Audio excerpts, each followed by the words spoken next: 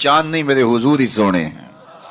اللہ اکبر، کیسا جمال دیا، کیسا حسن دیا، دیکھنے والے کہا کرتے ہیں اللہ اللہ، یاد آتا ہے خدا دیکھ کے صورت تیری۔ امام زرقانی نے اتنا خوبصورت واقعہ لکھا حضور کے جمال کا کہ روحوں تک جو ہے وہ قرار پہنچتا ہے۔ فرماتے ہیں کہ ایک دن حضور سیر کرنے کے لیے باہر تشریف لے گئے، ایک قافلے نے وہاں پڑاؤ کیا ہوا تھا اور ان کے اونٹ چل رہے تھے، تو حضور کو ایک سرخ رنگ کا اونٹ پسند آ گیا۔ علماء سے پوچھئے کہ عرب میں سرخ رنگ کے اونٹ کی اہمیت کیا ہے؟ جس طرح آپ کے ہاں اچھے ماڈلز کی گاڑیاں ہوتی ہیں اور آپ کہتے ہیں کہ نہیں فلاں گاڑی تو فلاں گاڑی ہے، تو ان کے زمانے میں سرخ رنگ کا اونٹ تو ایک نشان تھا عزت کا، تو سرخ رنگ کا ایک اونٹ حضور کو آیا پسند۔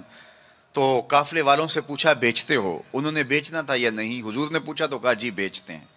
میرے شیخ کہتے ہیں میں دل ویچا میں جگر ویچا جے پیارا محمد آ جاوے، نہیں میں اپنا سارا گھر ویچا جے پیارا محمد آ جاوے۔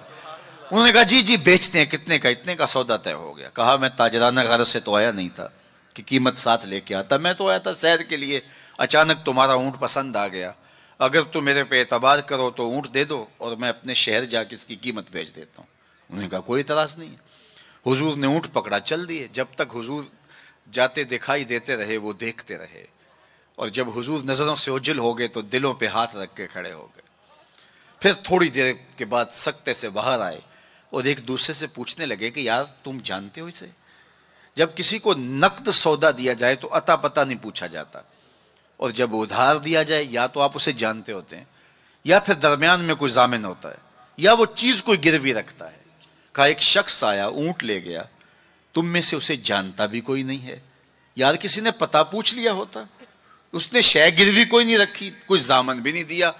ایک بولا یار جب وہ باتیں کرتا تھا منہ سے پھول جھڑتے تھے، اذا تکلم رؤیا کالنور یخرج من بین ثنایاہ، میں تو وہی دیکھتا رہ گیا۔ دوسرا بولا کہ یار جب وہ مسکراتا تھا نا سامنے والے پہاڑوں پہ عکس پڑتا تھا، اذا ضحک کاد یتلالا فی الجدر۔ تیسرا بولا یار میں تو اس کی زلفوں کے پیچ و خم ہی دیکھتا رہا۔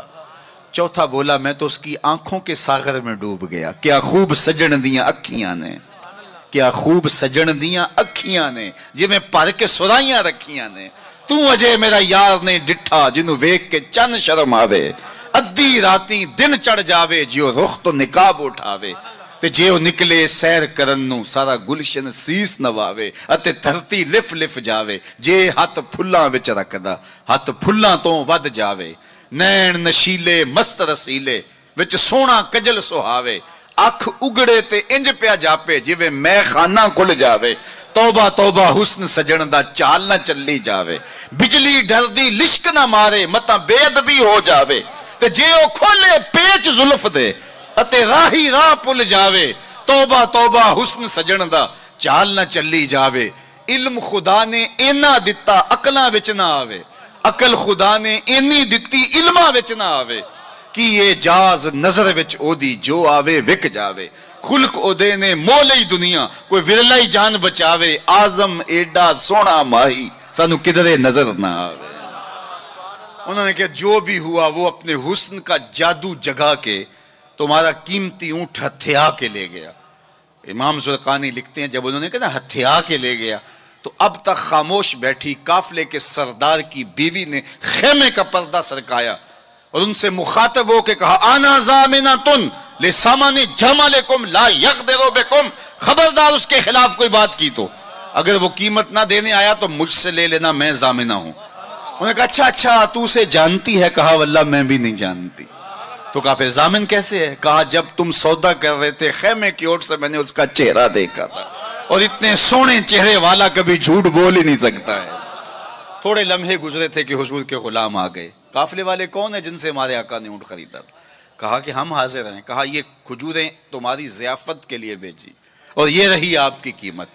انہوں نے کہا قیمت بعد میں لیں گے، ہمیں تو لگتا ہے خود بک گئے ہیں، ہمیں اس پیارے کا ڈیرا بتاؤ۔ کہا وہ کھجوروں کے جھنڈ دکھائی دیتے ہیں وہی پیارے کا ڈیرا ہے۔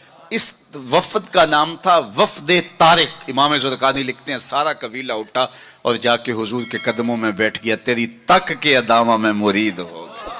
اگر کسی سے اس لیے پیار کیا جاتا ہے کہ وہ سونا بڑا ہے تو پھر حضور سے پیار کریں۔ اللہ اکبر، جہاں حسن بھی پانی بھرتا ہے اور عشق